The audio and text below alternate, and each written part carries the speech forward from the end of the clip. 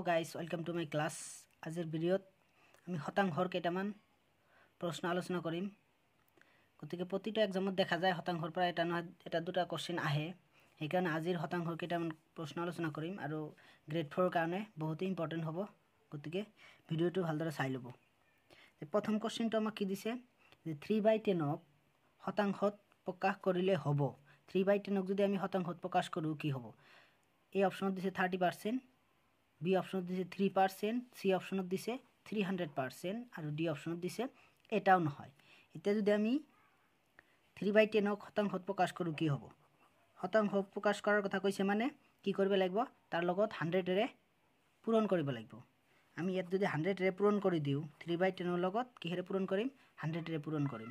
পূৰণ কৰি ইয়াত যদি আমি পাৰ্সেন্ট এটা দিও, দিয়াৰ পিছত কাটিলে ইয়াত এই 10 টো ইয়াত কেইবাৰ যাব?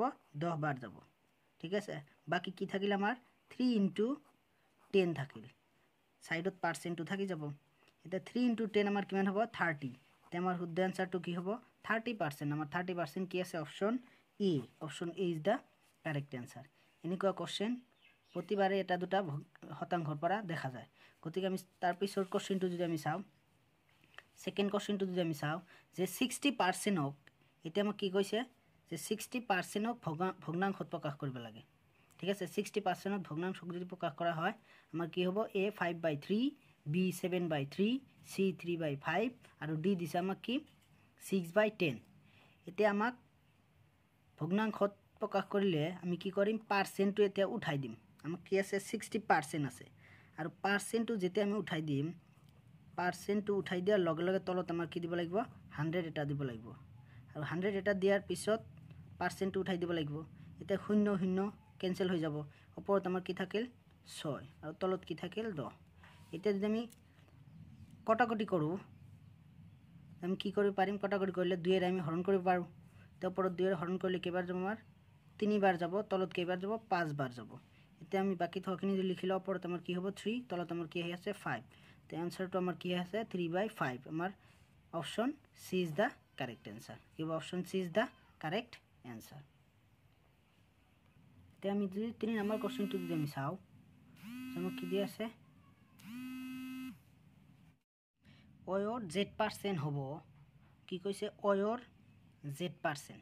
আমাক কি লাগে? ওয়ৰ z% লাগে। তে ওয়ৰ z% যেতিয়া আমি উলিয়াম কি কৰিম?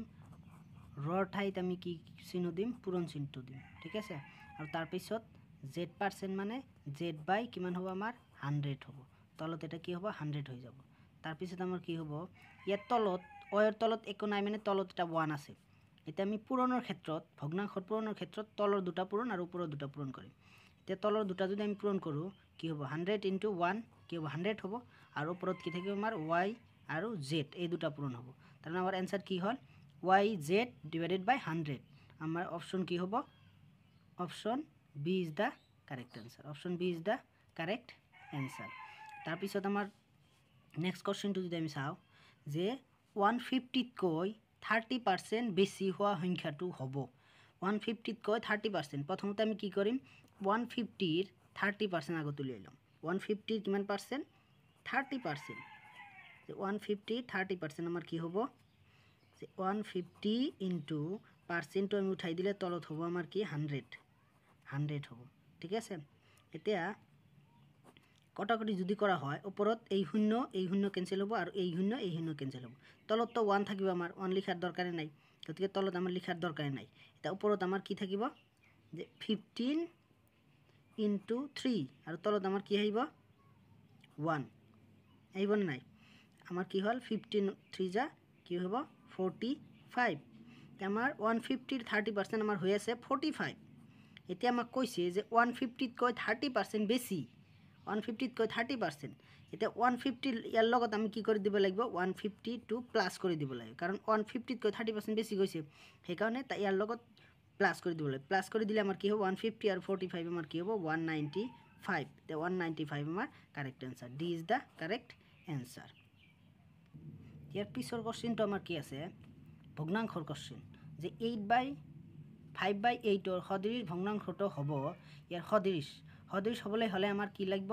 এই হৰটো যাৰ লগত হৰটো মিল আছে সেইটোৱে আমাৰ কি হ'ব সদৃশ ভগ্নাংশ ইয়াত কোনটো আছে তলত হৰ 8 ইয়াতে কোশ্চেনতে 8 দিছে ইয়াতো 8 তাৰমানে কোনটো হ'ব answer B is the correct answer তাৰ পিছৰ কোশ্চেনটো যদি আমি চাওঁ সমতুল্য ভগ্নাংশ কি ভগ্নাংশ সমতুল্য ভগ্নাংশ যে 3/4 ৰ সমতুল্য ভগ্নাংশটো হ'ব তে সমতুল্য হ'বলৈ হলে কোনো এটা ভগ্নাংশক কটাকটি কৰি আকৌ এই আগৰ নিচিনা হেতুই যদি এতিয়া কথা হল এই চাৰিটাৰ ভিতৰত কোনটোক আমি কটাকটি কৰিলে এইটো পাব পাৰো হেতুই হ'ব আমাৰ কি সমতুল্য ভগ্নাংশ ঠিক আছে ইয়াত যদি আমি দেখা পাও আমাৰ কোন ইটো আছে যে সি নাম্বাৰটো এইটো তো আমাৰ কটাকটি কৰাই না যাব এইটো না যাব আমাৰ এতে এই সি আৰু ডি থাকিলে এই দুটাৰ মধ্যে যিকোনো এটা কটাকটি কৰিব পাৰো এইটো যদি কটাকটি কৰো 2 একবাৰ যাব 2 ইয়াত কেইবাৰ যাব 3 বাৰ 1/3 আমাৰ 1/3 তো নাই এইটো যদি আমি কটাকটি কৰো কি হ'ব 2 ইয়াত কেইবাৰ যাব 3 বাৰ 2 ইয়াত কেইবাৰ যাব 4 বাৰ আমাৰ কি হৈ গল 3/4 এটা এইটো সি নাম্বাৰটো কটাকটি কৰিলে আমাৰ কি আহি আছে 3/4 গতিকে সি ইজ দা কারেক্ট आंसर তে নেক্সট কোশ্চেনটো আমি যদি চাও নেক্সট কোশ্চেনত কি দিছে যেটা সমাধান কৰিব লাগে ঠিক আছে এনেকুৱা অংক কেনেদৰে আমি সমাধান কৰিম এনেকুৱা অংক পৰীক্ষাত আহা দেখা যায় গতিকে এনেকুৱা অংক আমি সমাধান কেনেকৈ কৰিম 2 1/2 * 1 2/5 ডিভাইডেড বাই 5/7 ৰ মান কি হ'ব এটো যদি আমি সমাধান কৰো কেনেকৈ কৰিব পাৰিম এই যে এই ভগ্নাংশটো এটো হৈছে মিশ্ৰ ভগ্নাংশ আৰু ইয়াক যেতিয়া আমি পূৰণ কৰিম তেতিয়া এই 2 ৰে 2 ইনটু কৰিব লাগিব 2 2 যা 4 + 1 ওপৰত আমাৰ কি আহি যাব 5 ওপৰত আহিব 5 আৰু তলত আমাৰ কি হ'ব এই 2 টই থাকিব ইয়াত 2 যে আছে তলত 2 এ থাকিব তলত আমাৰ এই 2 হ'ব আৰু ইনটু ইয়াত আছে গতিকে ইনটু হ'ব এতিয়া আকৌ এই 1 ৰে 5 ক ইনটু কৰিব লাগিব ইনটু কৰি 2 লগত কি কৰিব লাগিব যোগ কৰিব লাগিব তে 1 5 যা 5 5 + 2 কি হ'ব ওপৰত হ'ব আমাৰ 7 তলত আহিব আমাৰ এই 5 টি তলত থাকিব আৰু ইয়াত কি আছে ডিভাইড 5/7 ঠিক আছে ইয়াৰ পিছত আমাৰ কি হ'ব আগত আমাক কি কৰিব লাগিব পূৰণটো কৰি ল'ব লাগিব সৰি পূৰণ নহয় হৰণটো আগত কৰিব লাগিব আমাক হৰণটো আগত কৰি ল'ব লাগিব ইয়াত তো 5/2 আছে ঠিক আছে এইটো হৰণ যদি আমি কৰি লওঁ ইয়াত 7/5 এইটো যদি হৰণটো আমি পূৰণ কৰি দিও হৰণটো আমি পূৰণ কৰিছো সেই কাৰণে এই তলৰটো ওপৰত যাব 7 5 ঠিক আছে কি হ'ব এইটো এতিয়া এই দুটা পূৰণ হৈ যাব তে 5/, এই 5 আমি কি কৰিব পাৰি ক্যান্সেল কৰিব পাৰি ঠিক আছে ক্যান্সেল কৰিব পাৰি এটা ওপৰত আমাৰ কি থাকি যাব ওপৰত থাকিব 7 * 7 49 তলত আমাৰ কি থাকি যাব 5 * 2 10 এটা 49/10 आंसर কি আছে 49/10 এতিয়া এটুক যদি আমি হৰণ কৰো দেখা যায় ইয়াত কোনো অপচনত 49/10 নাই যদি নাই এটা আমাক কি কৰিব লাগিব হৰণ কৰি মিশ্ৰ বনাব লাগিব ঠিক আছে 10 ৰে যদি ইয়াত হৰণ কৰা যায় কিবাৰ যাব 4 বাৰ যাব 4 বাৰ গলে কিমান থাকিব আৰু 9 এটা থাকি যাব গতি তলত আমাৰ 10 এ থাকিব